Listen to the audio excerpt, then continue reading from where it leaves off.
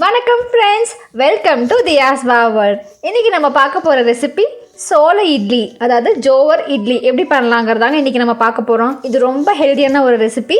இந்த ரெசிபி எப்படி பண்ணலான்னு பார்க்கலாம் வாங்க.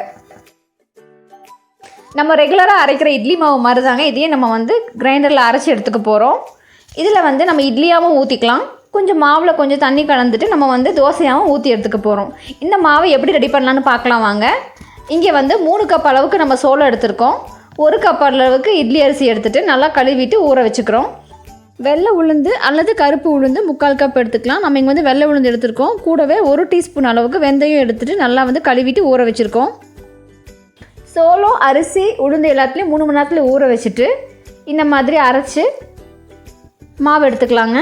இதை இந்த மாதிரி ஒரு பாத்திரத்தில் ஊற்றிட்டு உப்பு போட்டு கலந்துக்கலாம். இதை ஒரு 5 ஹவர்ஸ் அல்லது ஓவர் நைட் ஃபர்மெண்ட் பண்ணிவிட்டு நம்ம இட்லியாவோ தோசையாவோ வார்த்து எடுத்துக்கலாங்க. பாருங்கள், இந்த மாதிரி இட்லி பாத்திரத்தில் இட்லி பிளேட்டில் இந்த மாதிரி துணி விரிச்சிட்டு மாவை ஊற்றிட்டு இந்த மாதிரி ஆவியில் இட்லி அவிச்சு எடுத்துக்கலாம். ரொம்ப சாஃப்டான ஹெல்தியான சோள இட்லி ரெடி ஆயிடுச்சு.